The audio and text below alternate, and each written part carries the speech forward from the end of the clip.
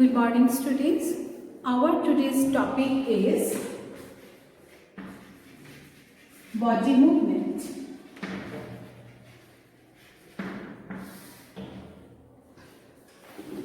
All organisms, that is the living organisms, show movements.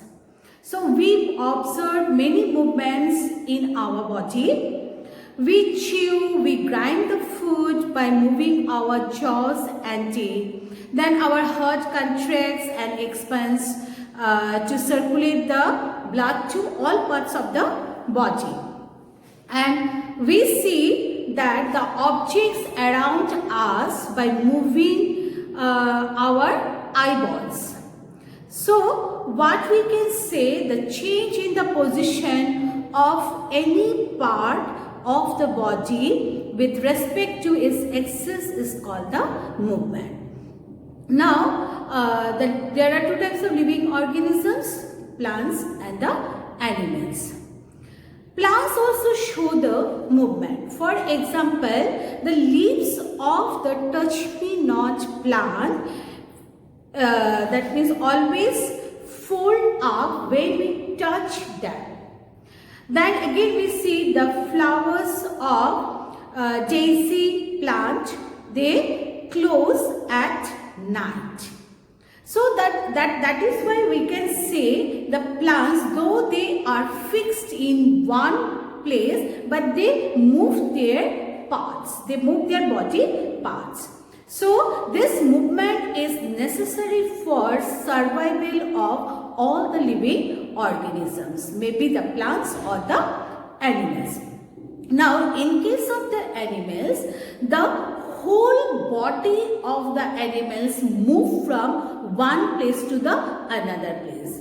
That means by feet, that means by standing in one position, animals or they can move their body parts, that is the movement. Then their heart beats, then the breathing movement. So they show the different types of movement by sitting or standing in one position, but at the same time they can move, the whole body of the animal can move from one place to the another place. So that is called the locomotion.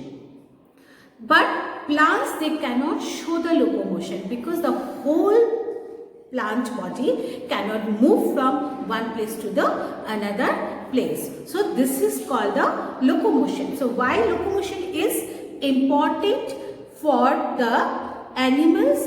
This is important for number one, for searching food, because the animals, they move from one place to the another place for searching food. Number two, for protection. Protection not only from their enemies but also from the unfavorable condition. And number three, for finding the suitable place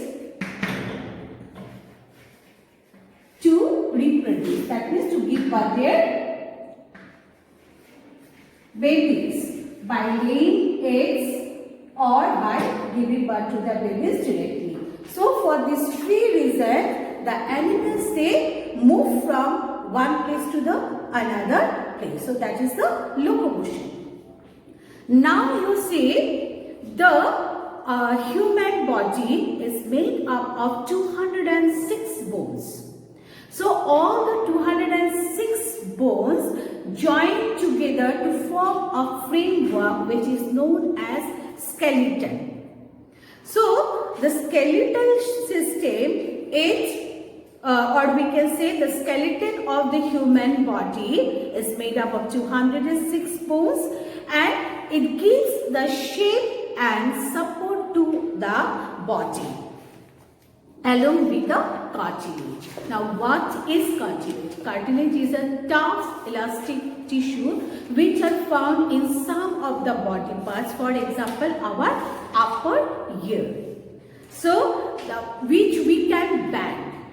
The cartilage, though it's a tough and elastic tissue, but we can bend it, and it is found in not only all the parts but some of the parts of our body. We can find out the cartilage. So bones and cartilage together form the skeleton, and the human skeleton, it has 4 parts. Now what are that 4 parts? Number 1 is skull. Number 2 is the backbone. Number 3 is the rib cage, and number 4 leaves. Now the skull. The human skull is made up of 22 bones. So out of that 22 bones, the skull is made up of 8 flat bones. And the joint between the 8 flat bones cannot move, which are the fixed joint. And the scientific name for the skull is cranium, and these 8 flat bones are known as cranial bones. And the rest of the 14 bones make the face, and only the lower jaw, which is also known as mandible, can move. That is the flexible bone, which help us to chew the food and also help us to talk. And rest of the facial bones are, that is the 14 facial bones. Out of that 14 facial bones, 13 cannot move, only mandible can move. Now what is the function of the skull? The skull protects the internal organs, that is called the brain.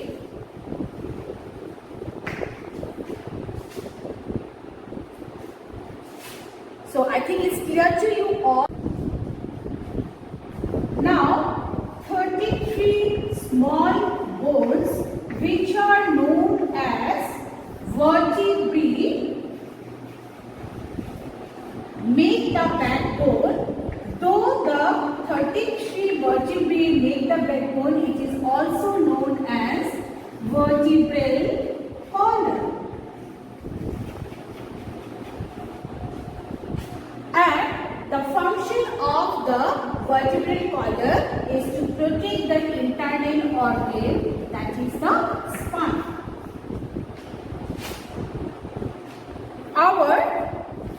This part of our skeleton is the rib cage.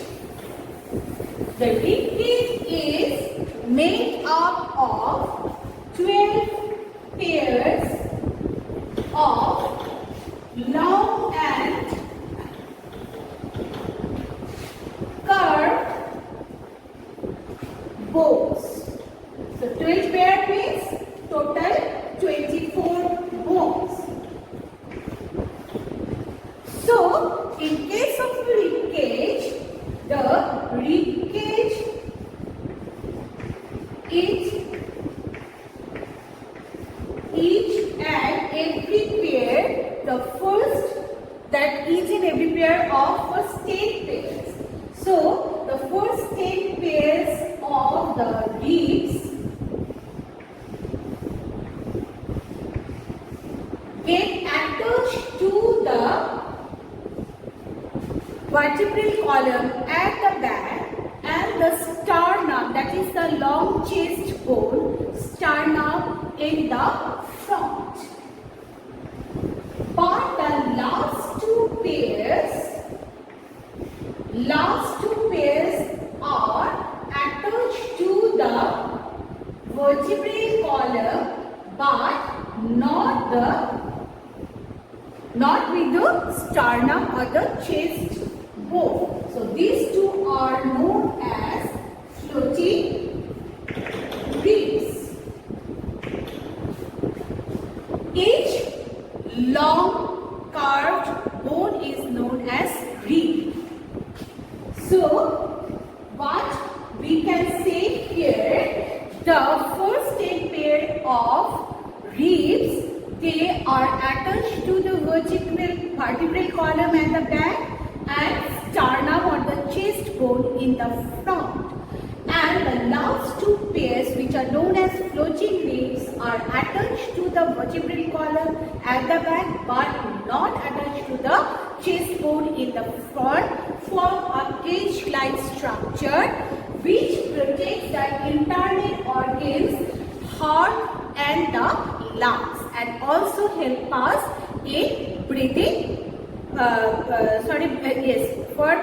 us in breathing movement. So this is all about the rib cage. The last one is the lips. So human body has two pairs of lips. So first pair is known as, that is, forelimbs or the arms. Number two is the hind limbs and the legs. So the forelimbs or the arms are joined to the spine by the shoulder girdles and the collarbones. Shoulder girdles is also known as the pectoral girdle, and the legs are joined to the vertebral column by the hip girdle or the pelvic girdle. So we can say we have, the human body has two types of girdles.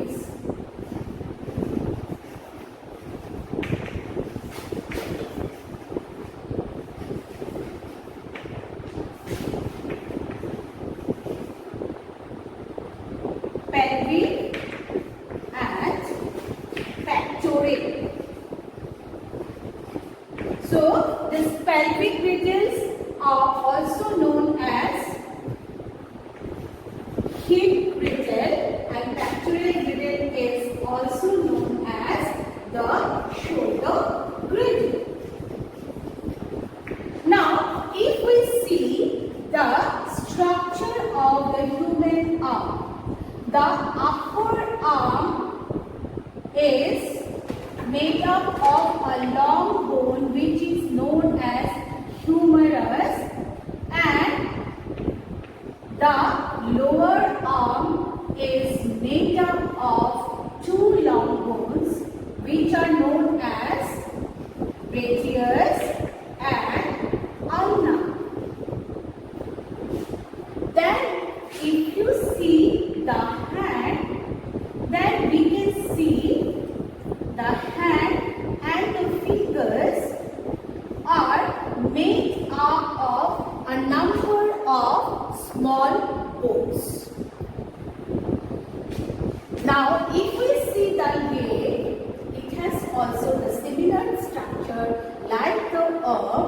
The upper leg is made up of a long bone which is known as femur, and femur is the longest bone in our body. Then we can see the lower leg. It has two bones. That is the name of the two bones are tibia and fibula.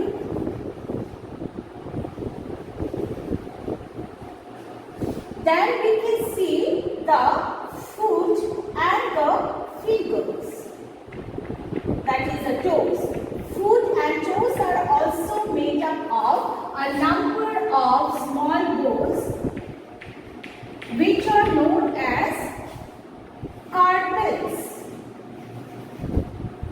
So what we can conclude that the limbs, both the limbs, that is both the pairs of limbs, that is the two arms and the two legs, have most of the bones in our body.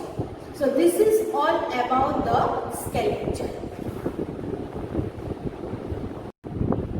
Now that is the functions of the skeleton. Why it is so important?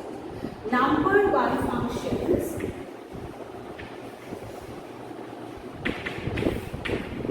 It gives shape and support to our body.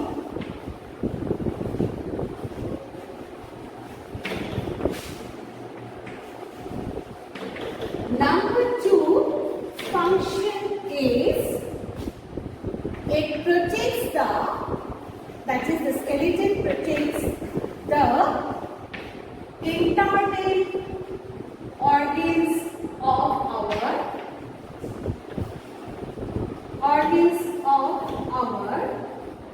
body. That is, for example, what we can say, the skull protects the brain, the ribcage protects the heart and the lungs, the vertebral columns protects the spine. Number three, that is that the skeleton, that means the skeleton system or the skeleton helps to move our body. And number four, the long bones of our body are filled with a very soft tissues which is known as bone marrow.